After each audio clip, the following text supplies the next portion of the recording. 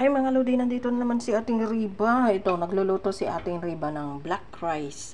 Black glutinous rice. Yung itim na malagkit guys. Linuluto ni ating Riba na parang champurado.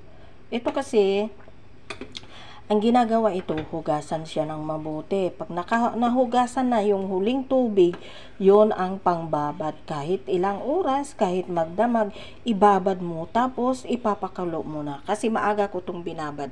Kaya ito guys, ang resulta niya na. Ayan. O, itim na itim talaga siya. Wala siyang kulay. Kaya hindi na namin pwedeng lagyan ng makulay yan. Asukal lang ilalagay ko dyan. Yan siya, oh.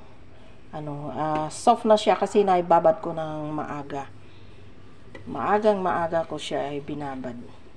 Tapos mamaya, pag okay na, lumapot na yan. Durog na siya. Ilalagay ko na ito. Pandan, pangpabango. Tapos lagyan ko na rin ng asukal. Pampasarap.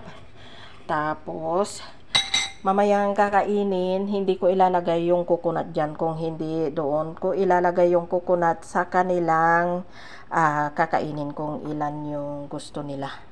Tapos yung matira, sa akin na lahat. Kunti lang yung pagkain nila. Dinamihan ko na para bigyan ko rin si aking best friend. Bigyan ko siya mamaya. Pag nakaluto na ako, pwede na akong kumain. Pwede ako na rin bigyan ni si best friend. At mamayang gabi yung dalawa kong amo, yung bata, ayaw niya masyado ito. Yung amo kong lalaki at saka babae. At yung matira sa akin pa rin. Yan, that's my life. Yan yung champurado ni ating Riba. Champurado ng Singapore. Hindi na kailangan ng maraming lagayan ng tsokolate o kung ano-anong flavor. Coconut lang at asukal. Ang coconut ay pampalapot, pampasarap. At ang asukal ay pampatamis, pampalasa. Ayan. Thank you for watching. God bless you all.